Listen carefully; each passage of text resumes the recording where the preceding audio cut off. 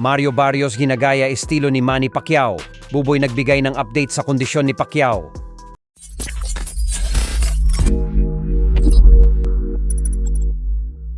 So madaming ginulat ang bagitong kampyon na si Mario Barrios sa naging media workout nito matapos magpasilip na nag-eensayo ito bilang kaliwete o southpaw stance katulad sa ating pambansang kamao.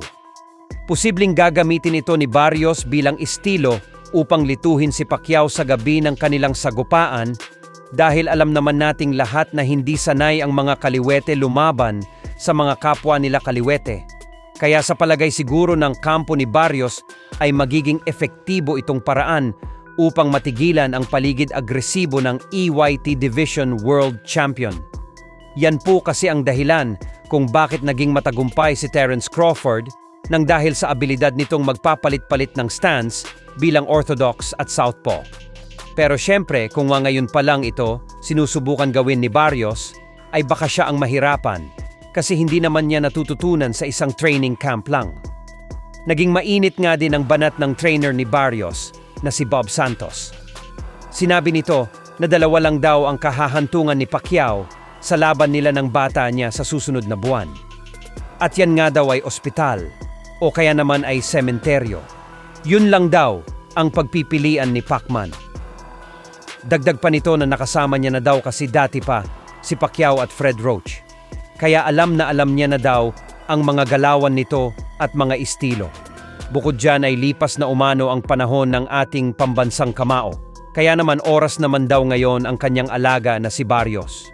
Ganyan po kakumpiyansa ang trainer ni Barrios na wawasakin nila ang nag-iisang EYT Division World Champion sa Hulyo 19. Samantala, binunyag naman nga po ng trainer ni Pacquiao na si Buboy Fernandez na sa kasalukuyan umano ay nasa 80 FAB to 90 FAB% na ang kondisyon ni Manny Pacquiao. Kulang-kulang 2 linggo na lang bago ang kanilang laban kay Mario Barrios. Giit ni Buboy na gusto niya daw ay bago sila bumiyahe patungo Las Vegas ay maging 100% na ang kondisyon ni Pacquiao.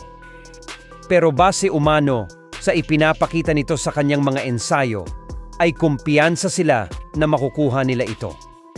Pero syempre ang ayaw lang daw nilang mangyari ay yung katulad sa huling laban nito kontra kay Yordenis Ugas na na-overtrain ito at inatake ng pulikat sa mga binte sa kalangitnaan ng laban.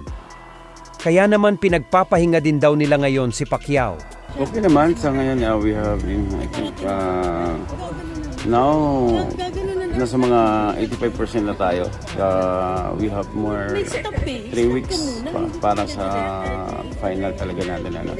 So within 3 weeks na natitira, I think. Before we go to Las Vegas, kailangan ko 100% tayo. Oo. Wala namang pinagbago, yung galaw, nandun pa rin, yung lakas, nandun pa rin. Ang atin lang dito, alagaan lang natin na huwag na maulit yung nakaraan kasi na medyo na tayo ng konti doon sa training. So ito ngayon kinukontrol natin.